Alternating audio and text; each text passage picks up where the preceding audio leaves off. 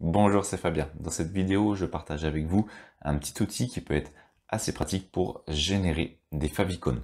Donc les favicons sont les petits icônes qu'on a ici en haut lorsqu'on ouvre un onglet dans un navigateur et qui représentent le site sur lequel on se trouve. Ça permet notamment d'avoir un repère visuel à travers tous les onglets pour trouver facilement le site lorsqu'on a plusieurs onglets d'ouvert. Donc un petit favicon, c'est assez utile pour créer l'identité de son site. Donc comment le créer ce favicon? Alors soit vous allez utiliser une image directement et la compresser, soit alors vous pouvez utiliser un générateur de favicon. Alors ici vous avez le générateur de Yonos. Yonos c'est l'hébergeur one and one. Et dessus vous avez un outil qui permet donc de générer gratuitement des favicons. Alors on a trois possibilités.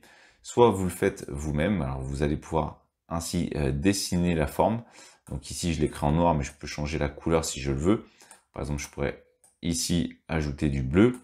Vous avez ici la gomme qui permet de changer les éléments. On voit qu'on travaille au pixel. Et ici, vous avez par exemple la pipette si vous voulez reprendre une couleur que vous avez déjà utilisée pour ne pas vous tromper. Par exemple, si ici je clique sur le noir, je reprends la couleur noire. Au fur et à mesure, comme vous pouvez le voir, on a ici la forme qui se dessine pour avoir l'aperçu du favicon. Ensuite, on a également la possibilité, si vous voulez faire quelque chose de plus simple, d'utiliser directement les lettres. Imaginons qu'on a un site par exemple avec des lettres M et G. On peut changer la police d'écriture si on veut. On peut par exemple la positionner en rouge.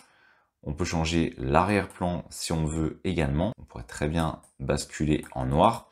Et on aura donc un aperçu ici avec le rouge et le noir. Donc sur notre favicon, voilà à quoi ça ressemblerait. Si on met en blanc, on a également l'aperçu qui est ici. Ensuite, on a la troisième possibilité, c'est de fonctionner directement avec une image pour générer le favicon.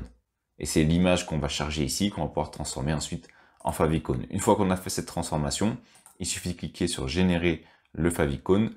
Ensuite, la génération se fait, on le télécharge et on peut le récupérer directement sur son ordinateur pour l'ajouter dans son site. Alors il y a des thèmes WordPress par exemple qui permettent de le faire directement. Selon les CMS, il y en a qui permettent également de l'ajouter directement. Sinon, vous devrez ajouter une petite ligne de code pour insérer le favicon sur votre site internet. Donc on va vérifier qu'on l'a bien dans notre fichier.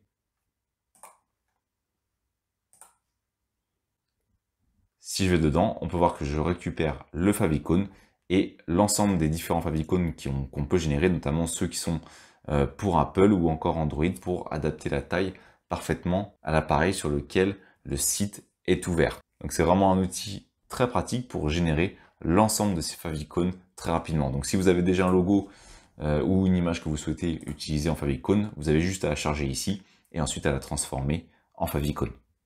Merci d'avoir suivi cette vidéo jusqu'à la fin. Si cette dernière vous a été utile, vous pouvez la partager ou simplement ajouter un pouce bleu. Cela participe à faire découvrir cette vidéo. Vous pouvez également vous abonner à la chaîne et activer les notifications. Je publie régulièrement du contenu. Merci et je vous dis à bientôt pour une nouvelle vidéo.